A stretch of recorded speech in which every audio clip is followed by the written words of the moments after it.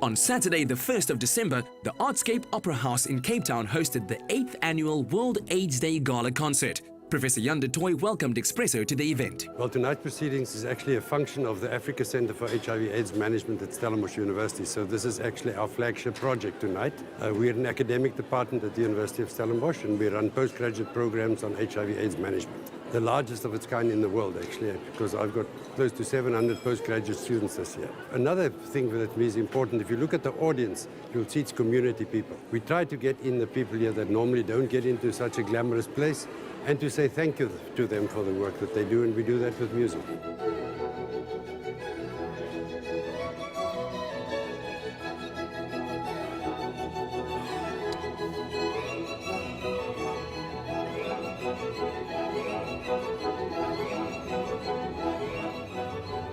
The concert is directed and produced by the first representative from South Africa to act as a National Goodwill Ambassador for UN AIDS, Professor Jimmy Earl Perry.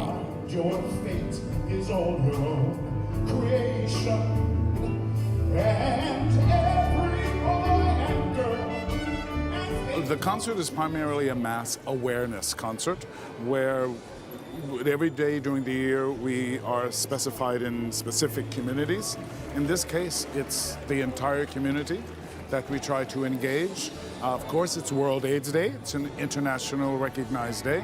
And what better time to invite the public to let them know the work we do and the work they have to do. Among the unsung heroes, individuals and organizations honored for their tireless work and dedication is Bunmi Makinwa, Director of the Africa Regional Office for UNFPA. First of all, we congratulate the University of Stellenbosch for putting together this kind of huge celebration and recognition of the importance of HIV and AIDS in the community. UNFPA, which is the United Nations Population Fund, which I represent in Africa, has a special agreement with University of Stellenbosch to put together our joint resources to support 46 countries in Africa on HIV and AIDS management and other forms of development, intellectual and academic. People who have HIV today are not necessarily people who are going to die tomorrow. Diagnosed at the age of 22, Vuiseka Dubula dedicated herself to helping women and children in the struggle against HIV. I think the first thing is to live openly with my HIV status, to also show that people there is nothing to be afraid of, because to break stigma you have to confront it. And part of confronting it is to disclose openly, but obviously it doesn't work for everyone. But I had to do it for my community, I had to do it for my family so that they can see a person who's alive and a person who's healthy. But also to continue to study and to continue to run and continue to live a life. And I now have a child, I'm married, meaning it can still be normal.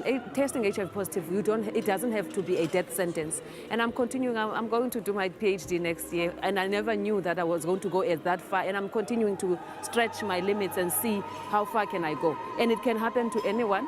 We are now alive, we are on treatment, and we just need to live normally like any other person. And if you are given an opportunity to live again, why not take it, embrace it and live more than what you were going to live with, because it's a second chance in life. The message is clear. It is the collective efforts of all communities that will help humanity end HIV and AIDS.